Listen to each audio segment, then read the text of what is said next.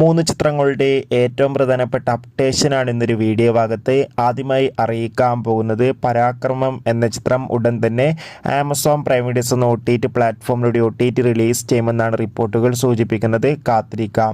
അടുത്തൊരു അപ്ഡേഷനാണ് ജോജു ജോർജ്, അതോടുകൂടി തന്നെ ജുനൈദ് സാഗർ എന്നൊക്കെ പ്രധാന കഥാപാത്രങ്ങളായ ചിത്രമായിരുന്നു പണി. ചിത്രം മികച്ചൊരു വിജയമായിരുന്നു. അതുകൊണ്ട് തന്നെ എല്ലാ സിനിമാ പ്രേമികളും ഒരേപോലെയാണ് ചിത്രത്തിൻ്റെ OTT റിലീസിനായി കാത്തിരിക്കുന്നത്.